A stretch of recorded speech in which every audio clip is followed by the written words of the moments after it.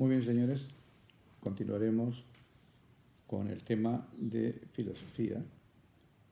Después de la anterior clase, donde hemos visto lo que es la cosmovisión, la Weltanschauung, y habíamos visto lo que es la realidad, lo que es en sí, sin mí, y también lo que es la verdad. Hay que dejar muy claro que realidad y verdad son dos cosas distintas. La realidad es lo que es. Realidad es lo que cada uno de ustedes y yo pensamos. Realidad es cuánto tiene Juan Pérez en su billetera en estos momentos. En cambio, la verdad es la adecuación de mi pensamiento con la realidad. Cuando yo conozco la realidad, puedo decir que tengo la verdad. Entonces, la verdad es la adecuación de mi pensamiento con la realidad. La definición es muy antigua. Adequatio reicum intellectu. Es decir, la adecuación de la realidad con mi pensamiento. De modo que cuando uno habla de la verdad, puede decir que la verdad no está ni en mi pensamiento ni en la realidad, está en la adecuación de ambas cosas. Por eso cuando hay una sanción que es falsear, que es mentir, es complicado el tema, porque siempre la mentira es un acto doloso, dicho en términos jurídicos, y dicho en términos ético-moral, es un tema de malicia. En cambio hay otros actos que están mal, pero pueden ser por culpa en términos jurídicos o por debilidad. Por ejemplo, pues si camino torpemente y rompo la jarra que está en la mesa, eso no es dolo, eso no es malicia. Es culpabilidad, es debilidad, vamos a decirlo en términos éticos morales. Pues bien, entonces, ¿cuál es el instrumento del cual disponemos para conocer la realidad? ¿Cuál es el instrumento que tenemos en nuestras manos para decir, mi inteligencia, que es esa capacidad de establecer nexos causales con mayor profundidad en el menor tiempo posible? O sea, uno es causa, efecto. El inteligente estudia una causa que produce este efecto. O de repente uno estudia este efecto para averiguar cuál es la causa. Podríamos decir que es algo, por ejemplo, habitual en los médicos. Los médicos ven a un paciente si está la piel colorada, si está con ronchas, si está con los ojos amarillos. Por los efectos puede llegar a la causa. Y al mismo tiempo, este remedio es una causa que puede producir ¿qué? Causa-efecto. Este es el punto importantísimo siempre de enlace entre el conocimiento y la realidad.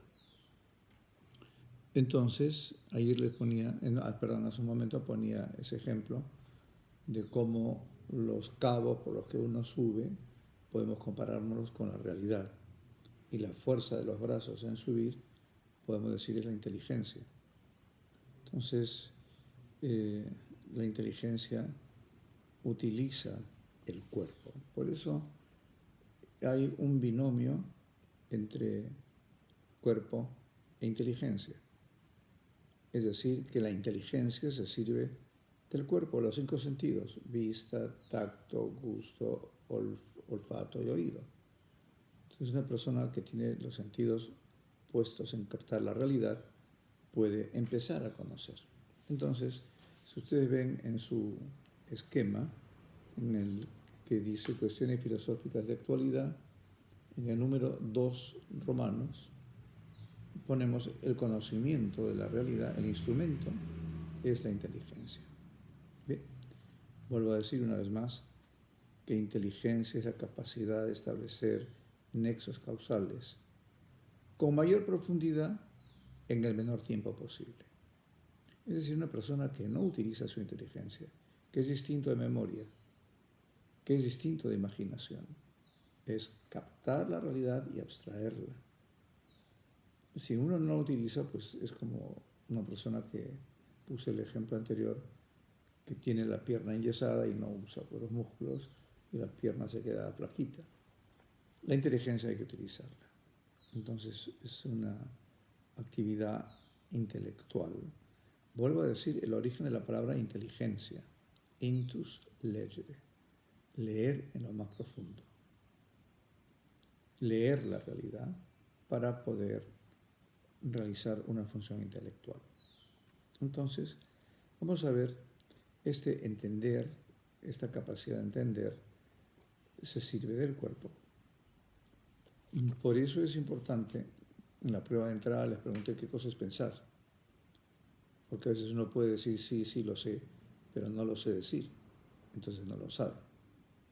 Hay una frase en inglés: nobody has a right to speak clearer than the way he thinks. Nadie tiene derecho a hablar con más claridad que con la claridad con la que piensa. De modo que el que habla complicado es porque piensa complicado. O porque, si me preguntan a mí ahorita cómo funciona un aparato de ósmosis inversa, no puedo hablar, no puedo decir, porque no conozco esa realidad. Sé lo que hace un aparato de ósmosis inversa, pero yo ahorita no estoy en condiciones porque no tengo el conocimiento de esa realidad. Entonces no puedo explicar. Si los cadetes no saben lo que es ósmosis inversa, pregunten al cadete de cuarto año, Calantino, pregunten a su oficial de año, pero ya sabrán por qué se utiliza la navegación en los buques. Bien, pues entonces la inteligencia conoce a través del cuerpo. Vamos a ver cuál es la primera operación de la inteligencia. Vamos a decir que es aprehender. Aprehender con H intermedia. Aprehender con hotel. Aprehender, ¿qué es lo que hace aprehensión?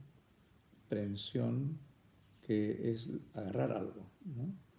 La simple aprehensión con H intermedia es el poder captar la misma realidad. Entonces, la simple aprehensión es el proceso primero de la inteligencia. Uno observa la realidad y va abstrayendo algunos aspectos. Por ejemplo, si vamos a ver una cosa que es muy fácil. Si yo observo un gran danés, un tremendo perro, sí. Si observo pues, un Doberman, uno más chico. Si observo un chihuahua, uno más chiquito todavía, que parece casi un cuy.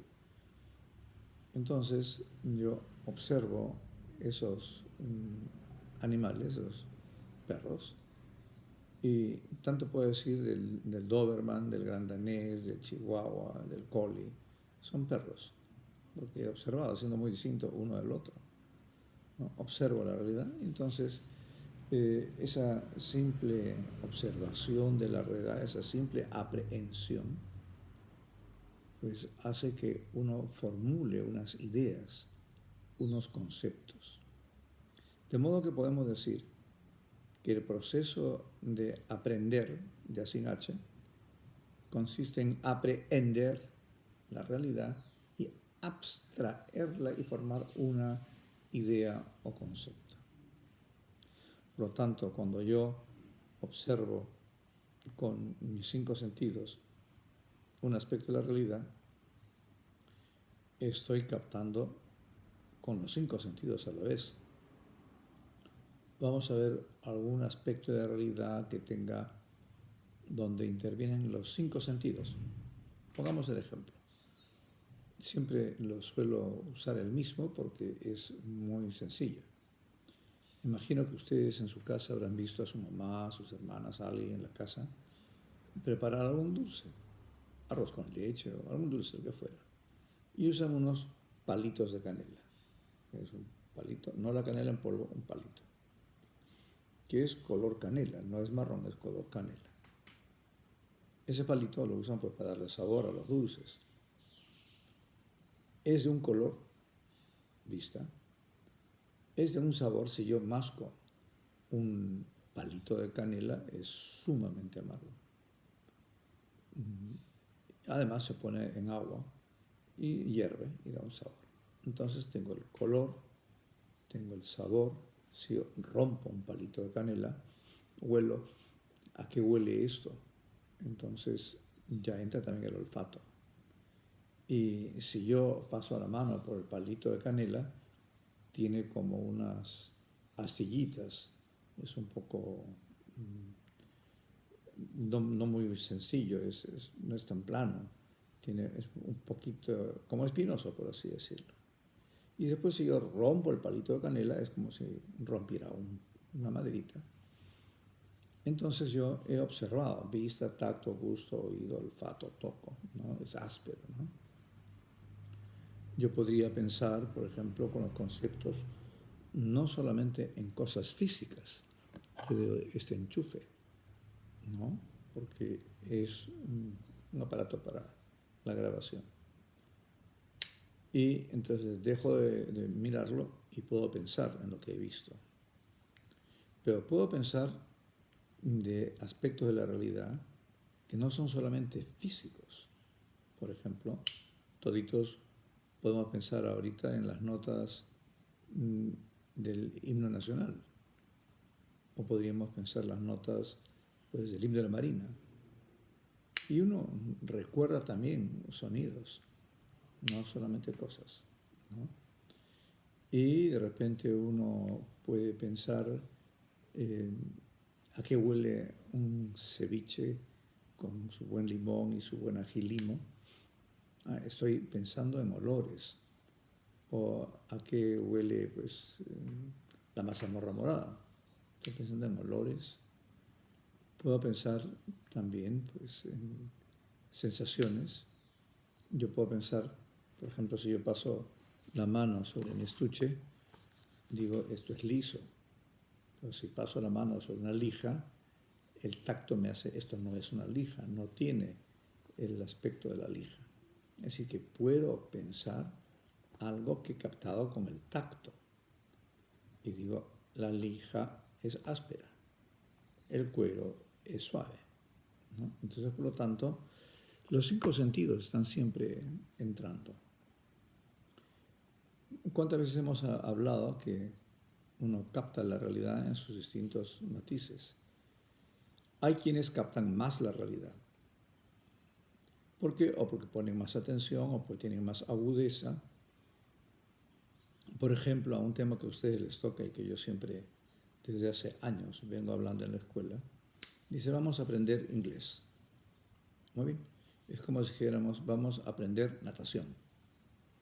Entonces traemos al mejor profesor de natación del mundo, lo llevamos a Lima 42, que nos proyecte unos PowerPoint, o traemos al señor Michael Phelps para que nos explique a ver sus 20 y tantas medallas de oro, cómo los ha conseguido, cómo nada, nos da unas clases, nos explica, y con un PowerPoint, con un YouTube, con un video, unas clases maravillosas. Y si queremos incluso en el auditorio con la pantalla grande. Muy maravilloso. Pero resulta que con esas clases que hemos recibido, hemos adquirido una noción sobre lo que es nadar de un modo óptimo. Pero yo pregunto, ¿y si no hay piscina? ¿Cómo aprende uno a nadar si no hay piscina? Ya podemos tener todos los medios informáticos para ver cómo se nada bien, pero si no hay piscina, poco podemos hacer. Lo mismo digo yo con los idiomas. Claro que es importante aprender ciertas reglas gramaticales. Por ejemplo, para reírnos un poquito, creo que algunos lo habré mencionado. Una señora de habla inglesa me decía cuál es la diferencia en castellano entre ser y estar. Porque en inglés es un solo verbo. I am a man, I am speaking. Yo soy un hombre, yo estoy hablando. Entonces, pero el verbo en inglés es el mismo, pero tiene unos matices distintos. Entonces me decía esta señora, ¿y cómo puedo saber cuándo digo? Claro, digo, mire señora, yo no voy a decir yo estoy hombre, yo soy. Pero sí le digo, yo estoy hablando. No le voy a decir yo soy hablando, estoy. Por lo tanto, lo que permanece es, y lo que cambia es estar. Yo estoy en su casa, mañana no estaré. Yo soy sacerdote, mañana también soy sacerdote. Es decir, que cuando uno usa las palabras tiene que saber qué capacidad de profundidad de la realidad ha adquirido para poder decir. Una vez un oficial de año, que es capitán de corbeta submarinista, que fue espada de honor, cadete comandante, me preguntaba cuando era oficial de año cuál es la diferencia entre falsear, mentir o tratar de sorprender. No voy a explicar ahorita el RIEN disciplinario, pero sí, son matices en que uno puede explicar y decir algunos aspectos particulares. ¿Bien? Entonces uno observa la realidad y ha aprehendido e inmaterializa ese aspecto de la realidad que ha captado. Por ejemplo, podríamos decir, con un término que usamos en Marina, el cadete es sancionado por estar moroso a filas. Bueno, a lo mejor alguien que no ha oído mucho esa palabra, en aspectos jurídicos sí se utiliza la morosidad en los pagos, la demora. O de repente otra palabra que usamos en la escuela, que es castellano, pero que tiene un sentido que la gente comúnmente no le da. Bueno, ha sido sancionado por faltas en la policía. Y entonces la palabra policía entendemos como el policía que está en la calle. Pero también policía viene, italiano es pulizia, es limpiar.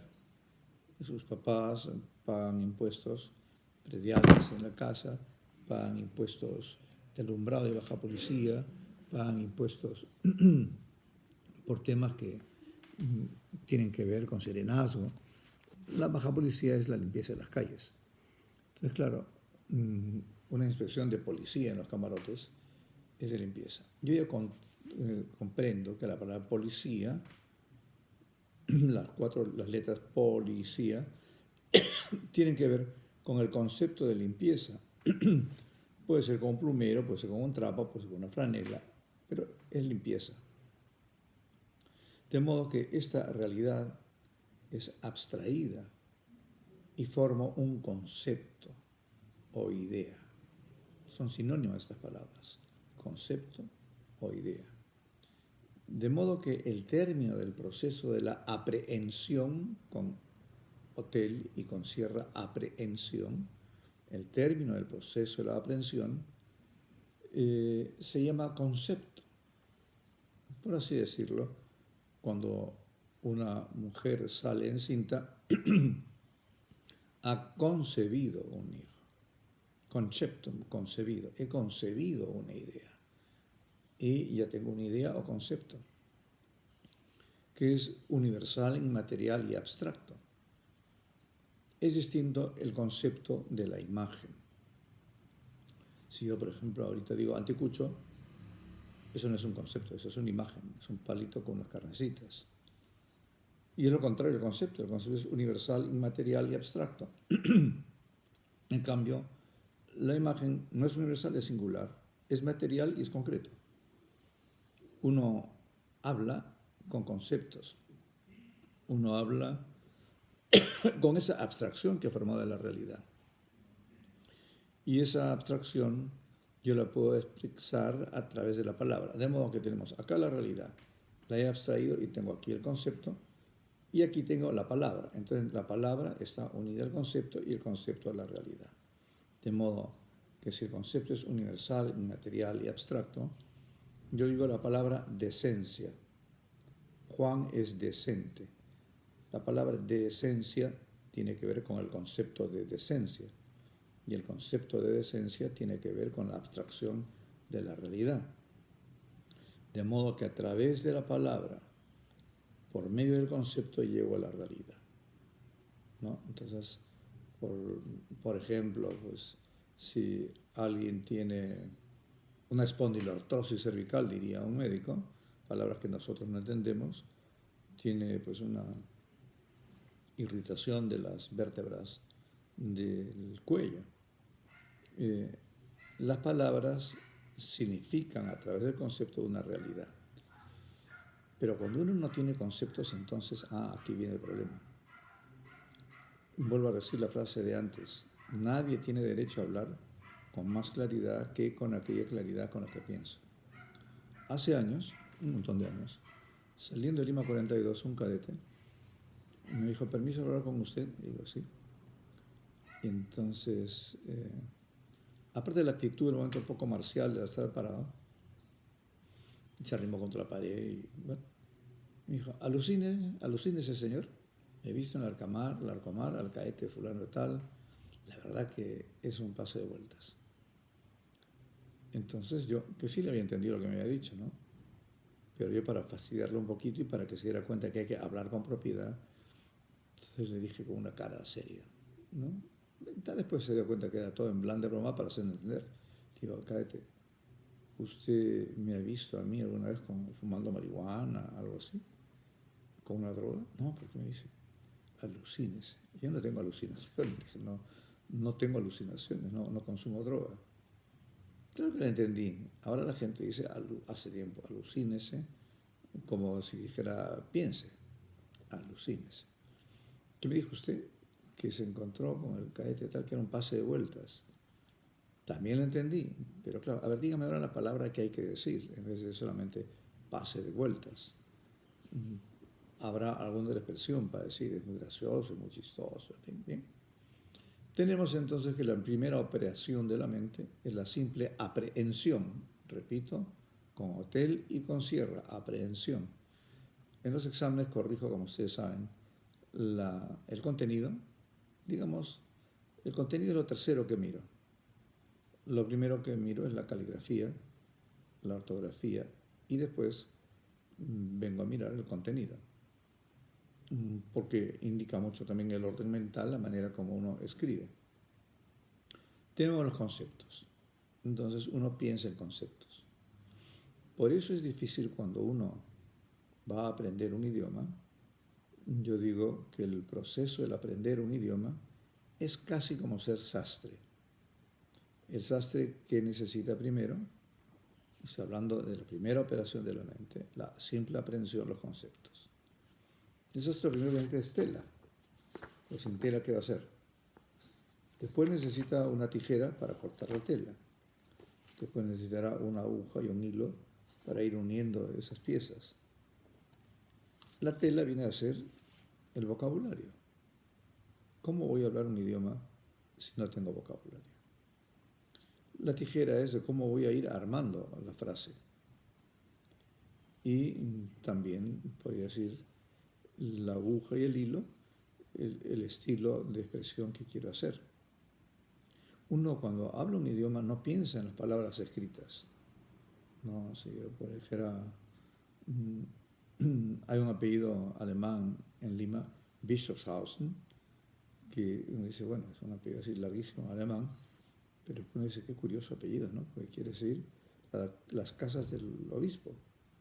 O de repente hay otro apellido alemán que me viene a la mente que hay en Lima, muy respetable apellido, Hunskopf, ¿no? Pero uno mira el significado de la palabra en alemán es cabeza de perro.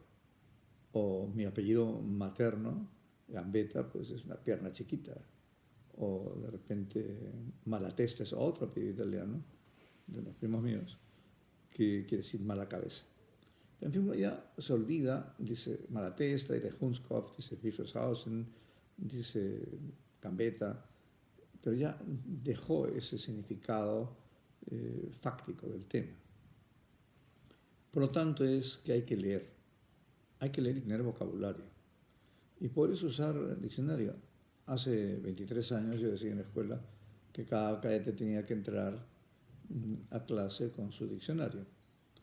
Tengo entendido ahora que en las laptops o en las tablets o en lo que tengan electrónico tienen capacidad para entrar a diccionarios.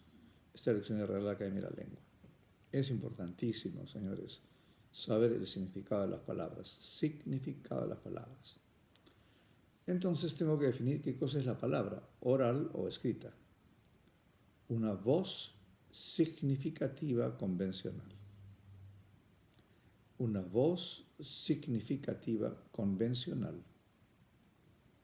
Eso es la palabra, oral o escrita. Entonces ahora tengo que abrir un pequeño paréntesis. Voz significativa convencional. Tenemos que hablar, para poder entender esta parte de la definición, voz significativa. No es una voz simbólica, es significativa. Entonces entramos al campo de lo que son los signos y los símbolos. Las palabras son signos, no son símbolos, signos convencionales. Por ejemplo, la luz roja al semáforo, un rojo, amarillo o verde, son símbolos, símbolos para ordenar el tránsito. En las caponas, lo que tiene un oficial, si tiene 3 pitas gruesas, es un símbolo que es un capitán de fragata. Y así podemos seguir diciendo un montón de símbolos, ¿no? Un rótulo en la calle con una E cruzada es un símbolo que ahí no se puede estacionar. Por lo tanto, la bandera nacional, rojo, blanco y rojo, es un símbolo patrio. El himno nacional es un símbolo patrio, no es un signo. La bandera podría haber sido verde, negra y azul. Es rojo, blanco y rojo es un símbolo, el símbolo patrio. En cambio, los signos son distintos. Los signos son reales. Los símbolos son convencionales. Por ejemplo, signo vital. Si le ponen el termómetro, tiene fiebre, es un signo vital. Es decir, que es algo real. Tiene fiebre y queda marcado en el termómetro. Si yo veo, por ejemplo, humo, es un signo de que hay combustión, que algo se está quemando. Por lo tanto, entre el significante y el significado, significante, la palabra del significado, el punto de unión es real, no es convencional. Si hay humo, algo se quema.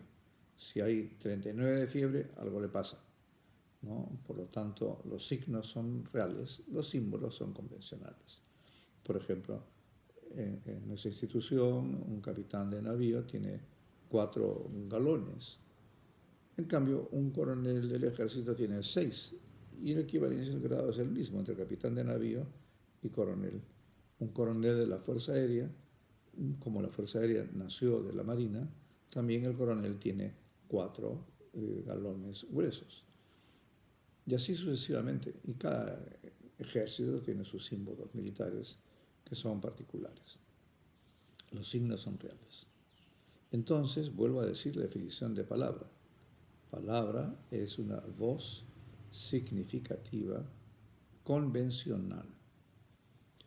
Pero no acaba usted de decir que los signos son reales, y como dice usted que es convencional. Claro, lo que es convencional es el idioma que yo uso. Pero si yo digo perro, cane en italiano, Hund en alemán, Chien en francés, dog en inglés, el símbolo auditivo y gráfico al escribir ha cambiado. Las letras y la pronunciación. Pero chien en francés es perro, Hund es perro, dog es perro, can es perro.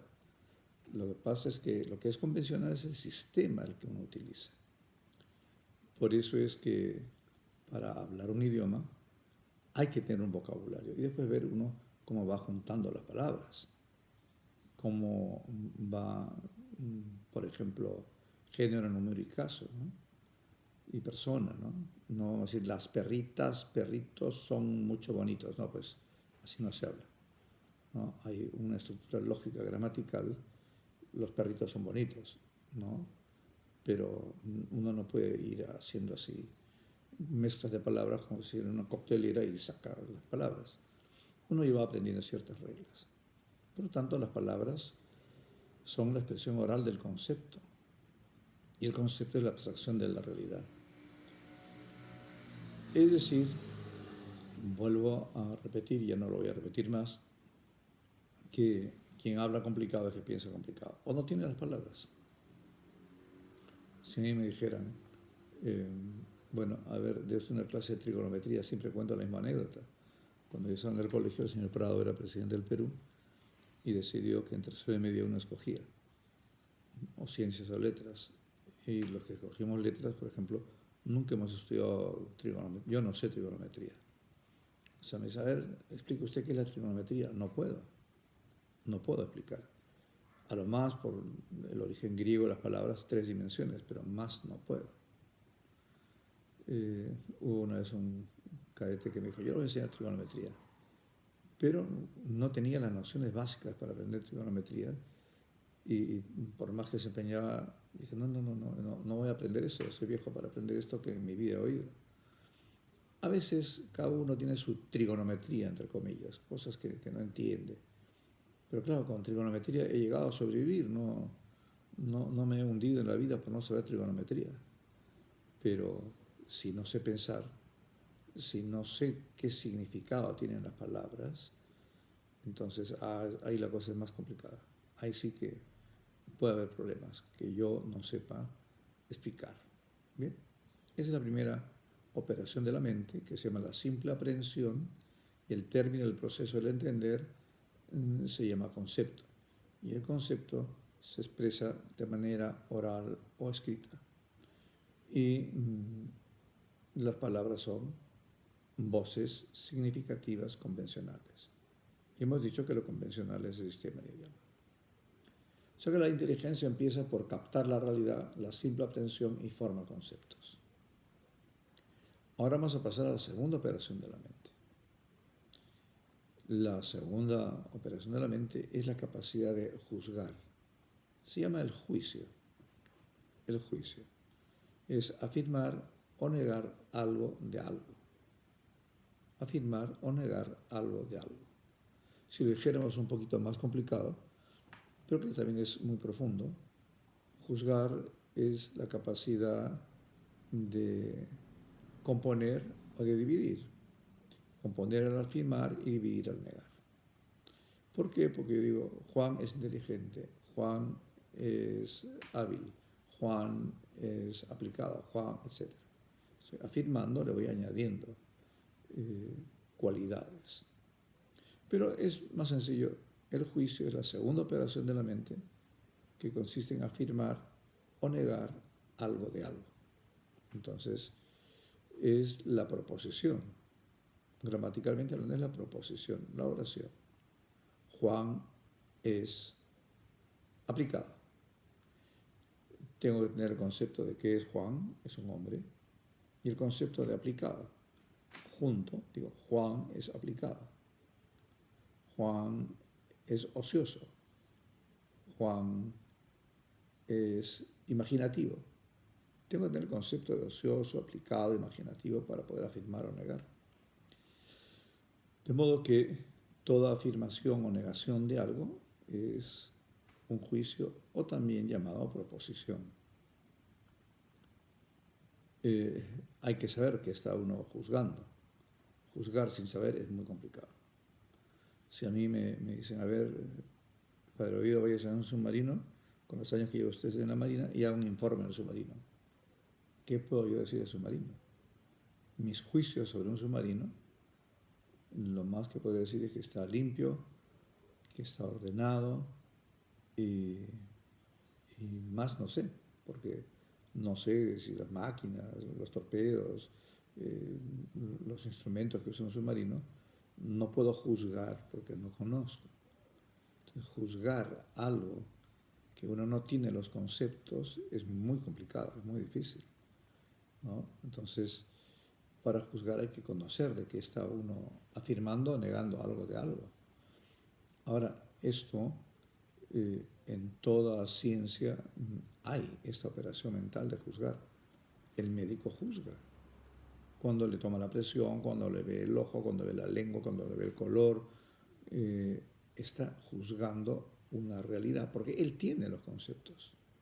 Él tiene los conceptos médicos. Por ejemplo, ustedes y yo, siempre también pongo el mismo ejemplo. Podemos mirar en un microscopio una muestra de sangre. Cada uno de ustedes y yo, y el médico anatomopatólogo, laboratorista, todos vemos lo mismo, exactamente lo mismo, vemos lo mismo, pero no entendemos lo mismo. Yo no soy anatomopatólogo, no soy biólogo, no soy médico.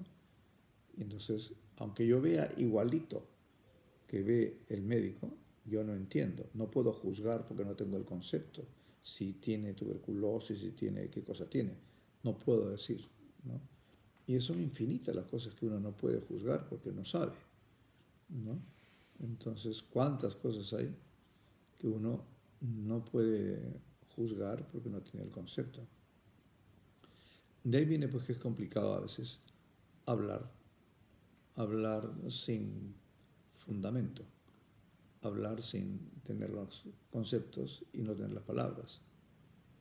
Ahora bien, pues con estos juicios, que es la segunda operación de la mente, el juzgar, y cuya expresión oral se llama proposición, igual la primera operación de la mente, que es la simple aprehensión, su expresión oral o escrita se llama concepto. Con los conceptos puedo juzgar. Y la expresión oral del juicio pues es una proposición. Juan es peruano. Bien, entonces yo ya puedo decir que he afirmado que la realidad Juan, un señor, es peruano. Bien. La fruta está madura. Tengo el concepto de lo que es maduro y lo que es la fruta. La fruta está verde, es decir, todavía no está madura. El concepto de fruta verde y concepto pues, de la fruta en sí. Total, el hecho es que con estas operaciones, la primera, la simple aprehensión, la segunda, el juicio, vamos a la tercera operación de la inteligencia, que esa ya es la razón, el razonar. Si A es igual a B y B es igual a C, luego A es igual a C. Es la tercera operación de la mente, de donde de dos verdades conocidas llegamos a una tercera desconocida. Ese es el uso de razón. Podríamos decir que cuando se dice este niño ya tiene uso de razón, estamos hablando pues que sabe partir de estas premisas. Entonces, si yo siempre pongo el ejemplo muy sencillo, ¿no? El sapo es un batracio. Los batracios tienen metamorfosis, empiezan de renacuajos, levinas. Después, el sapo es un batracio. Los batracios tienen metamorfosis, luego el sapo tiene metamorfosis. De dos verdades conocidas he llegado a una tercera desconocida. Por eso es que hay que tener el concepto de sapo, el concepto de batracio, la proposición de poder afirmar un juicio, el sapo es un batracio. Segunda proposición, los batracios tienen metamorfosis, es decir, que yo puedo afirmar o negar algo de algo. De modo que la tercera operación de la mente es razonar, el razonamiento, y cuya expresión oral se llama silogismo. De la primera operación, concepto. De la segunda operación, proposición. Y la tercera operación, silogismo. Yo pongo un ejemplo también muy simple. Si decimos algo que le puede pasar a un niño, un muchacho que ha sacado malas notas. Juan, 3 jaladas, no hay propina, le dice su papá. Entonces Juan, para tener propina, tiene que hacer un silogismo. No hay propina porque me han jalado. Me han jalado porque no he estudiado. Luego, para tener propina, debo estudiar. Claro. Si no piensa así, es que está pues mal, ¿no? No tiene capacidad de juzgar. Y debemos decir que debe ejercitarse un poquito ese conocimiento de la realidad. Y por lo tanto, podemos decir que la simple aprehensión. Y aquí dejo una frase que los puede dejar pensando y vamos a continuar hablando sobre eso. Ese concepto es universal, inmaterial y abstracto. Si yo he visto una naranja, una mandarina, una lima, un limón, una toronja, todos estos son cítricos, ¿no? Puedo decir bien. Yo tengo el concepto universal de cítrico. Veo naranja, veo una mandarina, veo toronja, veo limón, veo lima. Y bueno, como tengo el concepto universal, puedo decir esto. Pero si yo miro una cosa que nunca en mi vida he visto, pues poco puedo juzgar, porque no tengo el concepto. Es decir, el ejemplo que ponía antes del médico.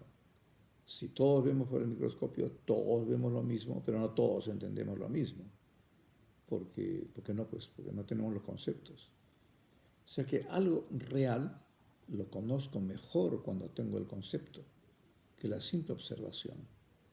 Vamos a decir lo siguiente. Imaginemos otra falencia que tengo, porque tampoco estudié como mis compañeros, química. Si me invitan a un congreso mundial de química y que tampoco voy a entender las palabras, yo digo, no, esto es un adefesio el congreso, es un adefesio. En perfecto castellano el congreso de química, pero como no tengo los conceptos, como no tengo las palabras, ¿qué rayos voy a entender lo que están hablando? Aunque sea en perfecto castellano, no tengo los conceptos de lo que están diciendo. Entonces me quedo en la luna, pues. Y si yo encima empiezo a pontificar y a decir, bla, bla, bla, bla, bla, que ese concepto es el congreso de química, y por favor, piensa un poquito qué estás hablando, ¿sabes de qué estás hablando? Pues este es un aspecto que lo diría Aristóteles de esta manera. El singular es mejor conocido en universal. El universal es concepto universal, inmaterial y abstracto. Por lo tanto, cuando yo miro el microscopio y soy médico patólogo, sé lo que estoy mirando, porque tengo el concepto universal, lo puedo juzgar en este momento. Y con los silogismos, bueno, pues podemos hacer lo mismo. Por ejemplo, poner un silogismo que tiene trampa. Y pongo el mismo ejemplo que es muy sencillo. Juan toca el violín, Juan es limeño, luego los limeños tocan violín, mentira. Porque del singular no puedo pasar al universal. Juan toca el violín, Juan es limeño, luego algunos limeños tocan violín. Bien, pues vamos a dejarlo estar ahí y continuaremos más adelante. Un gusto haberme entrevistado con ustedes.